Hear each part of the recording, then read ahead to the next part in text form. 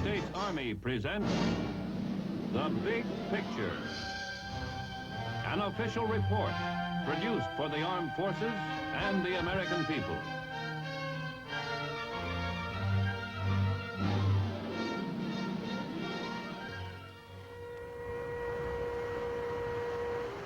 Once upon a time when the universe was very young, there was a shallow inland sea.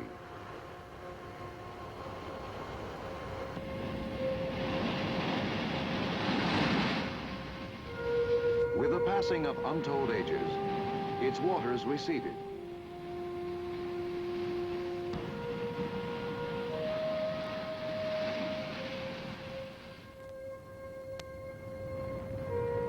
The ancient ocean floor, no longer cooled, split as masses of molten lava beneath broke free.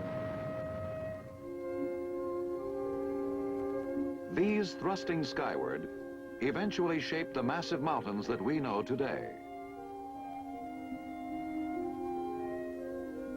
Over the same untold millennia, the forces of erosion did their work.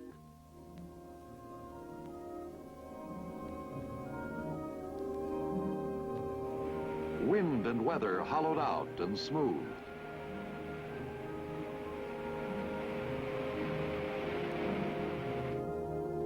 Thus was formed the great Tularosa land basin in the state of New Mexico. This is the story of its pioneers, yesteryears and todays.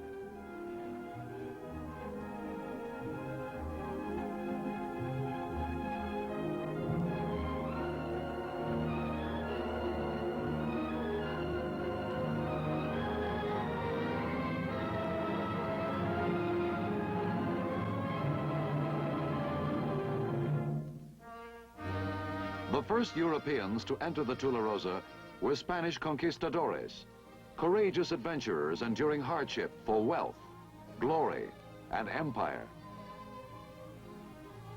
With them went men enduring the same hardships to spread the word of God. Much later would come other men from a young nation to the east. Seeking new homes, they pushed on across the basin headed west. But of these, some chose to stay, and for their protection came units of that new nation's growing army. Then, with the discovery of gold, came prospectors, a hardy breed who sought treasure in the rugged land of the Tularosa. Where some succeeded, many failed, and the bones of their animals still bleach under the desert sun. By this time, the work begun by the men of the cross had borne fruit. Their missions had symbolized not only the spiritual life, but the advent of civilization. These were now joined by the churches and schools of newcomers, men of peace who wanted homes, families.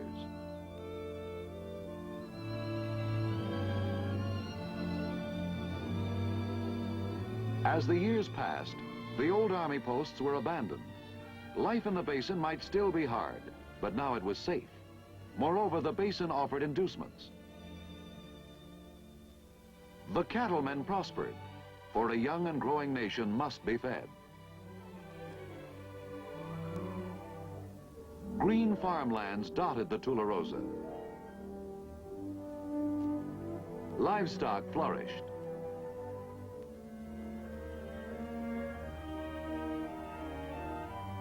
Then came tragedy.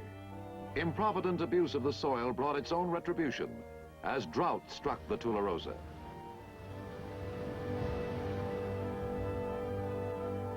Nature, once bounteous, turned hostile. Many settlers moved on, leaving behind reminders of lost hopes, abandoned dreams.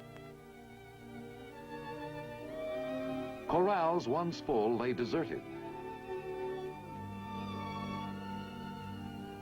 The great herds of cattle had vanished. Weather-beaten ruins told the story of uprooted families, as farm and ranch now joined the old paid-out mines as ghostly reminders of a forgotten frontier. The great Tularosa, depleted and desolate, lay abandoned.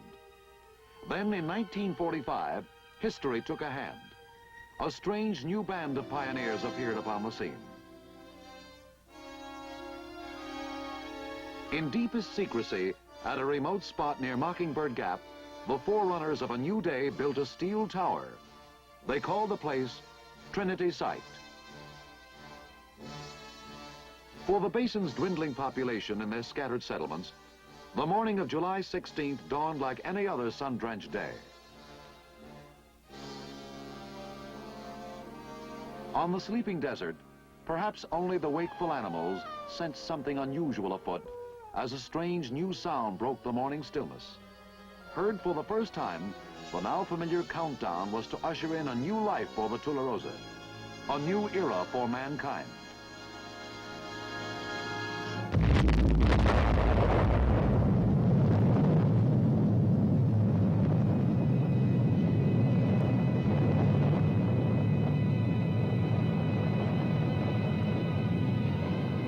In the ancient basin, man had unleashed the violence of atomic power. Elements fused and formed in a remote age when the basin was evolving had yielded their secrets. Other men had opened up another technological frontier only a few months before this epoch-making July 16th.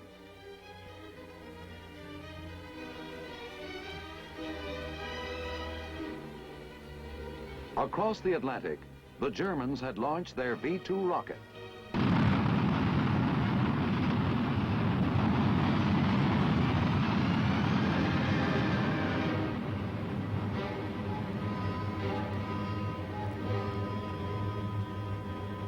The V-2 had come too late to affect the war's outcome, but national leadership acknowledged its awe-inspiring significance.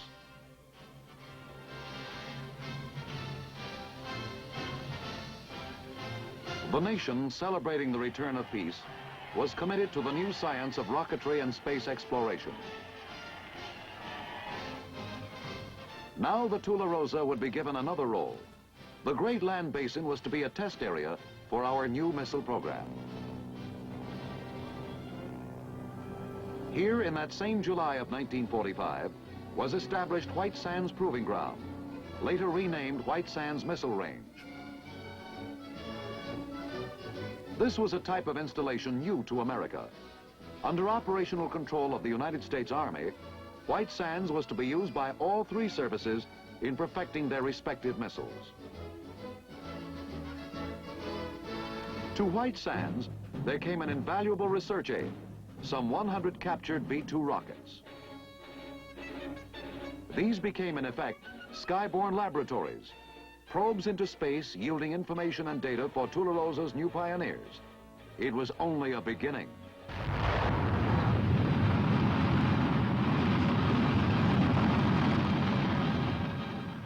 This was a prelude to a future rich with promise for scientific research. Missile-borne cameras recorded vistas more vast than ever before revealed to the eye of man.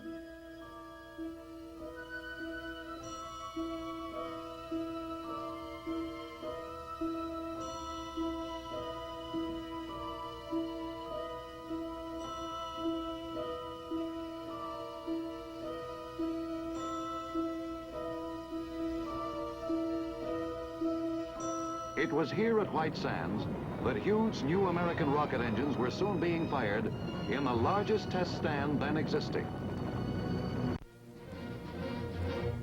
Here, too, the Navy's Viking missile was test-fired. The Viking was not a weapon, but an intricate research tool that increased our knowledge of outer space. In turn, that knowledge began to contribute to our progress in fields remote from missile development. Fields as diverse as radio communications and weather forecasting.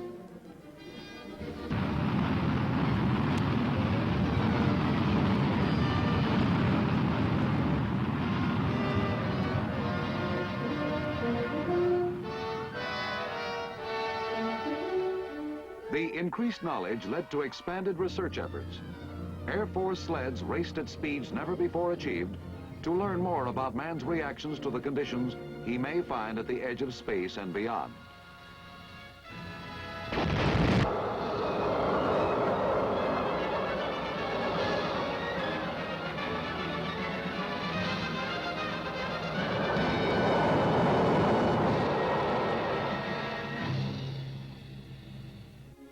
Here, America's newest weapons have been tested. This is the Army's Corporal, the nation's first operational surface-to-surface guided missile.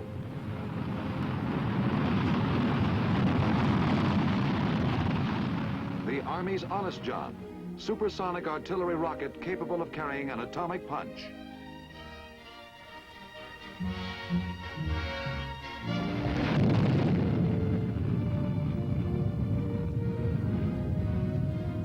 The Army's Nike Ajax, first watchdog of the skies over the nation's cities. The Army's Nike Hercules, powerful ground-to-air successor to the Ajax. The Army's Hawk, that strikes with pinpoint accuracy.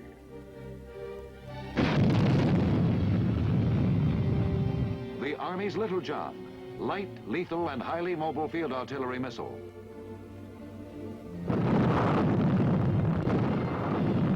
The Army's Lacrosse, a deadly accurate weapon designed to deliver tremendous firepower in support of ground troops.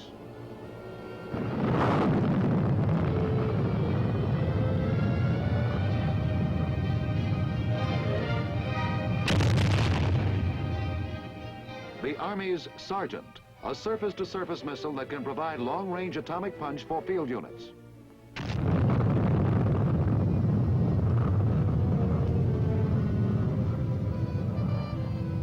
The Army's Nike Zeus, deadly anti-missile missile, being developed to destroy aggressor long-range missiles.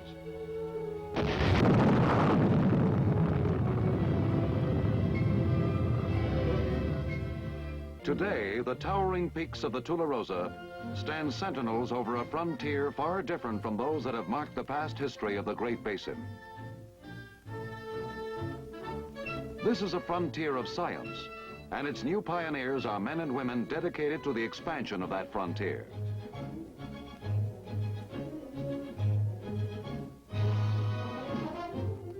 Here are men of science drawn from many fields, technicians who may specialize in optics, seeking improved photography of missile flight. Here are experts in the complex phases of electronics that embrace missile technology. Here are mathematicians and computer operators who convert coded data into employable form. And here, too, the draftsmen who design the innumerable details involved in a missile system.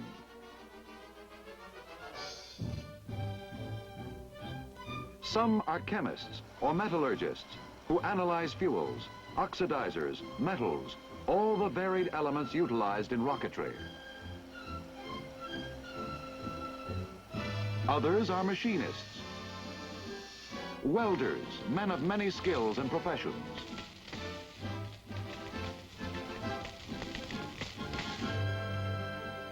Today's pioneer may live in El Paso, Texas, for modern highways have melted miles into minutes.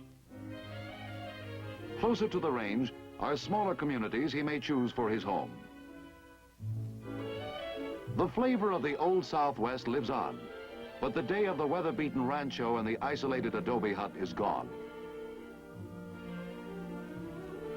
Today's civilian pioneer may work in one of the modern laboratories where missile components are tested. Or he may work in the buildings where they are assembled, checked out, and prepared for firing. Should he be that other pioneer, the United States Army missile man, he may share the experience of an early morning move out onto the range, perhaps to participate in the firing of a giant Redstone missile. His convoy will move out of the area and past the missile park, an impressive permanent exhibit where once stood only the German V-2.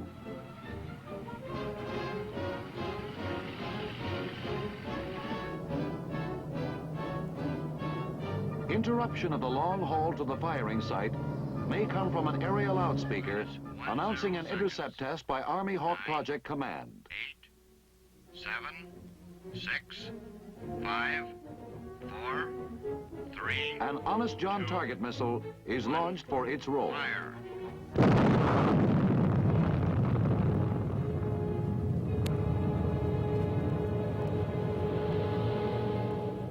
Now a Hawk missile hurtles through the air.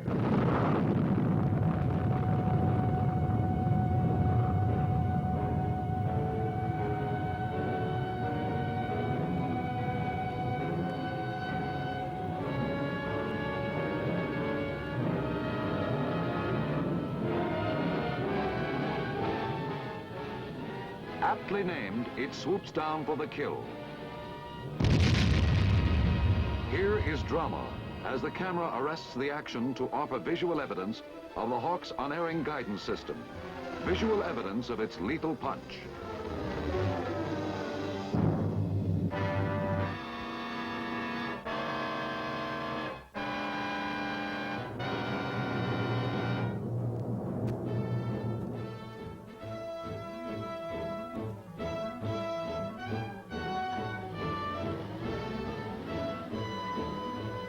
The convoy now continues its course uninterrupted, passing en route the strange structure called a radome.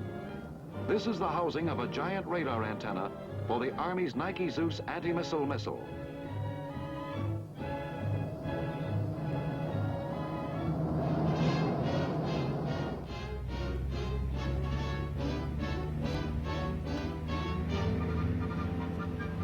Not far off stands the 120-foot service structure, which will be used to place research instruments in the great missile.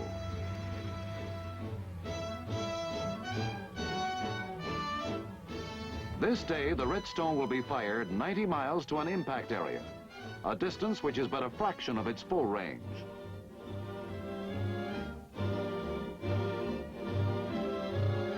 During that flight, its performance will be checked and data gathered by literally hundreds of instruments. In addition to the collection of performance data for this standard production line model of the Redstone, today's firing will afford practical operation training for the field artillery troops participating. For these, the service structure is an object of interest, for its use is solely for test and research purposes. In the field, their formidable weapons are entirely mobile.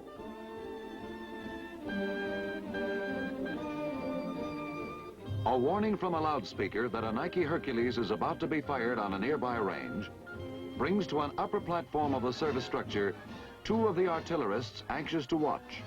For them, front row seats at a show that never fails to thrill its audience.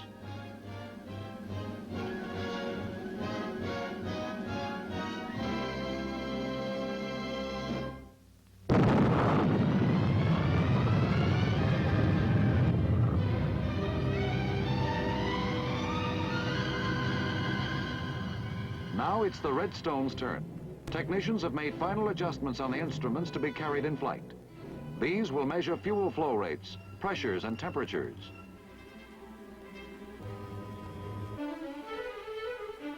A brief moment in the sun will be the Redstone's lifespan, yet long enough to yield up new secrets for inquiring man.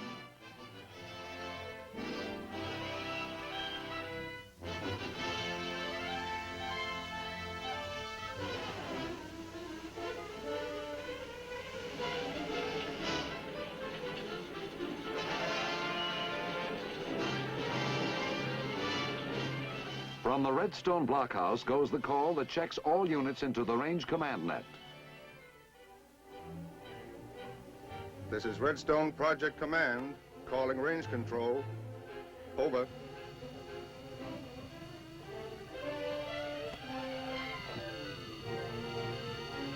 This is range control. Go ahead, Redstone. Time is running on Redstone at X minus 60 minutes, out.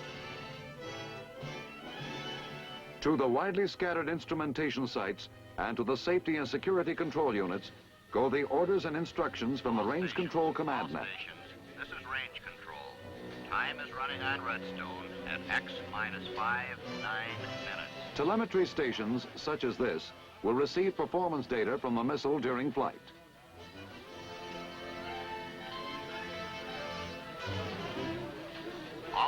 Now the range controller is told by a station chief that its instrumentation has been checked out and is ready to support the Redstone firing.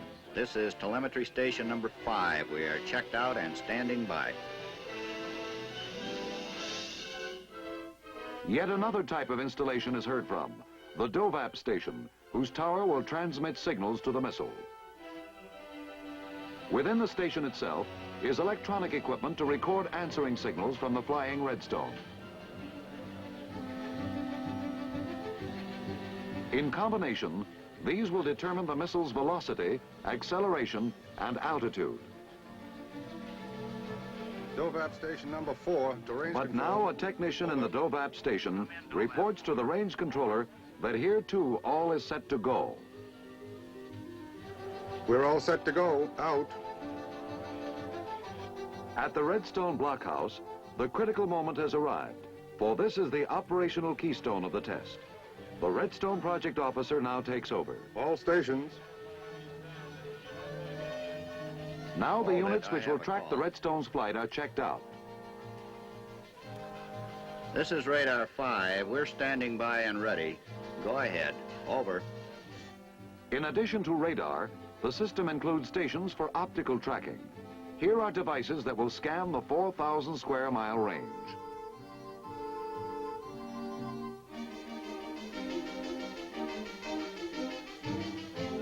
Among these precision instruments is the Ascania camera, which can record the data as it scans. Now at Range Control Station, the last pre-flight scene is enacted. If the Redstone blockhouse is the keystone of the operation, the control station may be described as its nerve center. Here on its giant console is represented the whole complex of stations and installations. The Bulbs that range flash is varying green. colors Over. tell its operators of the readiness status for each. As the last stations to be heard from check in, a growing pattern of green lights take over the console.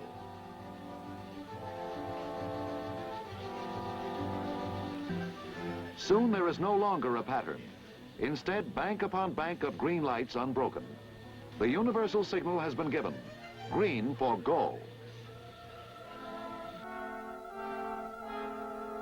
And now the 8-story tall tactical Redstone stands ready. The countdown has begun.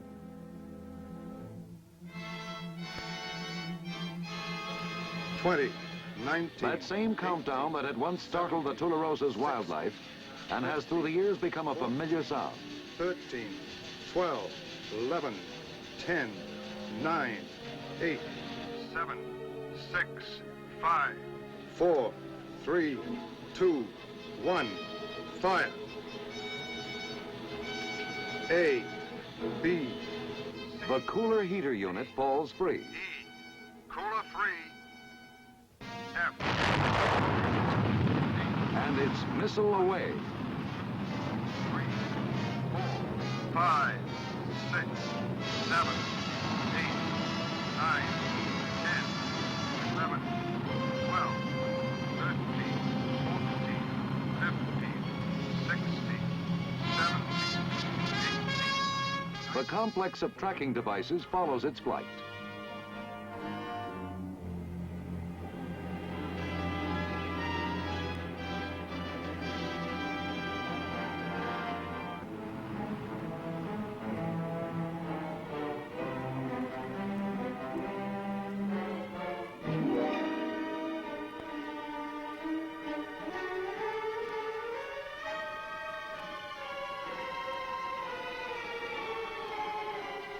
Each element coordinated into the master pattern that will test the firing and provide data for future flights. Into operation as the missile reaches the end of its trajectory goes a terminal tracker following the downward flight.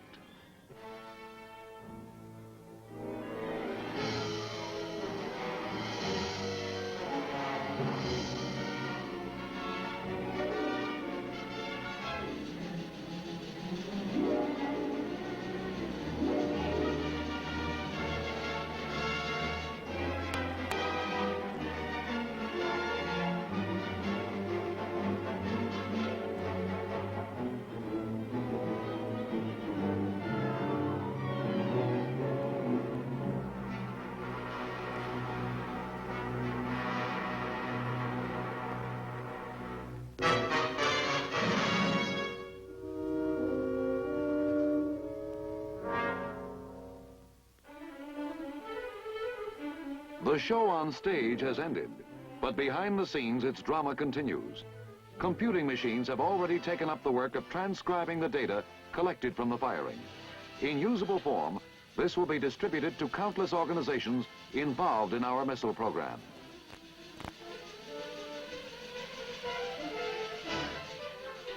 We have seen but a few of the highlights of the adventure into the future, which is White Sands Missile Range.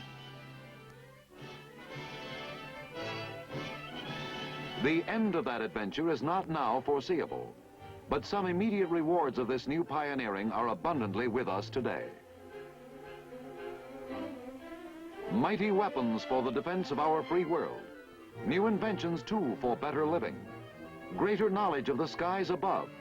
The gateway to space.